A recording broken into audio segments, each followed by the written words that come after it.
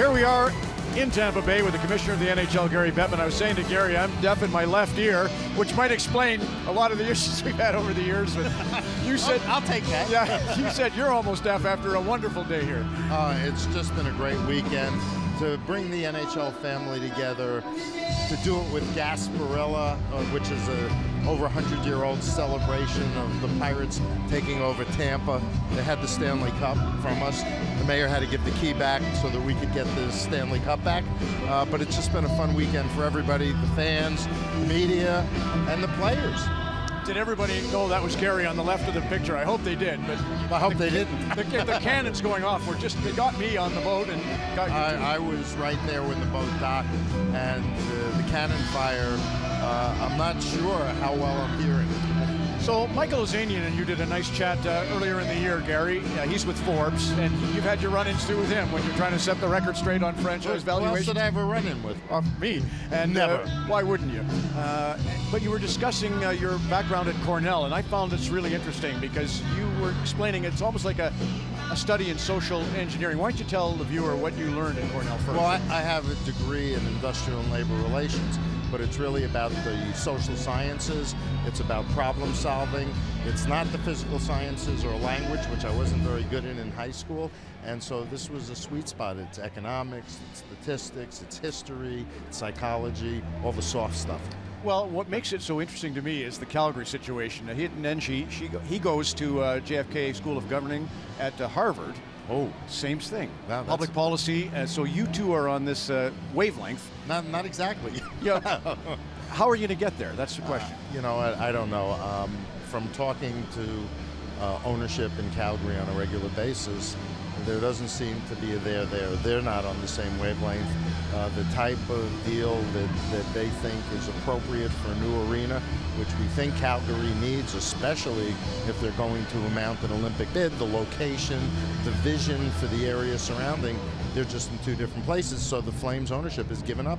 Do you think that Olympic bid might be the intangible that gets this done? I don't know. It may be that the Olympic bid fails because there won't be a new arena, and clearly if there's going to be an Olympics in Calgary, which would be great again, they need a new arena. Right, that could be a key. So what's happening really in Calgary is that the Flames wanted to go into the East Village. Yes. But there's already a community revitalization tax in the East Village. There's already developed versus, okay, go ahead. But the whole problem is no matter how the city dresses it up, the fact of the matter is they're looking for the Flames to pay for the entire building, and that doesn't make sense. Why doesn't it make sense? Because if there's already development, where Daryl Cates went in and he revitalized downtown, or the Oilers did Detroit.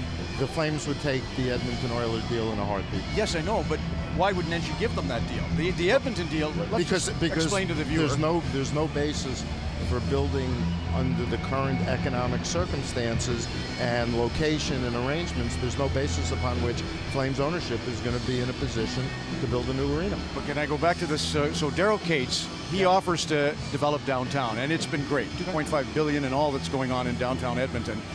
And he put of his own money about $280 million, and the city obviously came through with about $270 million, let's say, give or take. And you're saying Calgary loved that deal, but the difference is Calgary doesn't need the East Village developed, right? It's already being developed. Well, actually, didn't the Flames originally want to develop the west side? Well, I'd love to see that happen. So would the Flames. Yeah. So the only reason they were talking about the east side is because that's what the city said they wanted. So the city first rejected what was a creative, forward-thinking proposal to redevelop a part of the city that was completely unusable, and to do it on economic terms that made sense for everybody. So do you think that's the out here? I have no idea. At this point, you have an idea. No, you just explained your Cornell education. But you know what? What's clear to me is there's no basis for a deal anytime soon, which is why the Flames have given up the pursuit. In Edmonton, you had the threat of relocation. That always sort of comes in. We never threatened it in Edmonton. But it was part of the background of the story, wasn't it? In the 5 years of negotiation that Daryl did when he took over the team in 08? The good news is, in Edmonton, and that may be the biggest difference, Mayor Mandel, who was then the mayor, had a vision for the city.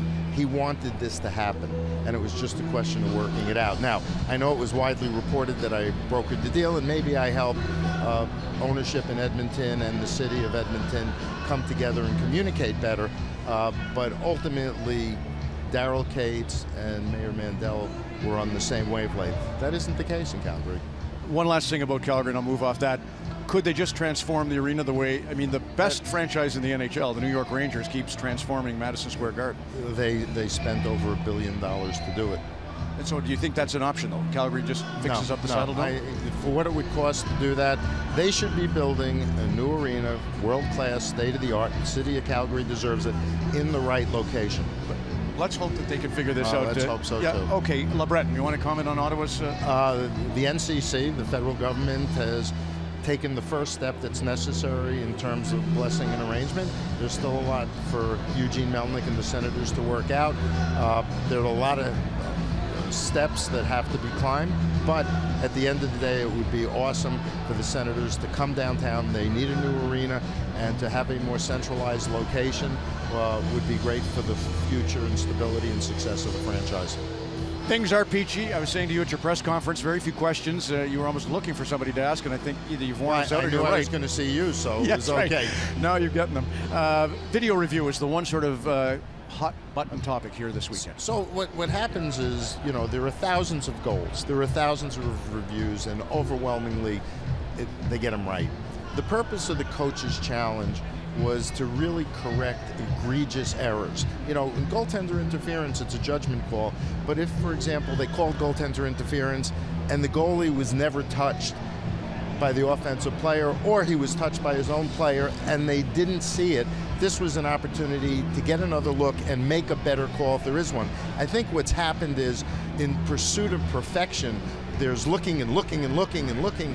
You know what? The presumption should be that the call on the ice is good, as if we didn't have video replay, and if there's a coach's challenge, the call should be egregious in order for it to be overturned, and that's what we're going to be talking to the officials about and sending a memo out on. So those two examples, I'm sure you're very familiar with, right? I wasn't watching it. I was looking at you. Oh, good. Austin Matthews and Connor McDavid, they were pretty celebrated cases. And because it was high-profile players scoring the goals, it got so much attention. But I was always taught, when you talk to somebody, you look at them. You didn't tell me we were running video that I had to look at the same time. But yes, those were high-profile goals, and if we had them to do over again, they may have come out differently. Will you revisit the offside video review? The offside video review is working perfectly. The problem is whether or not you like the rule. Right. So we're going to discuss with the managers whether or not breaking the plane makes sense. My only concern about breaking the plane, if you're doing it with a normal stride, great. But if you stretch out at the last second and raise your skate in the air to try and stay onside, that's potentially dangerous with somebody skating into you. So we've got to be very careful about how we adjust the rule if we do that. Appreciate this great meeting. Thanks. Commissioner of the NHL, Gary Bettman.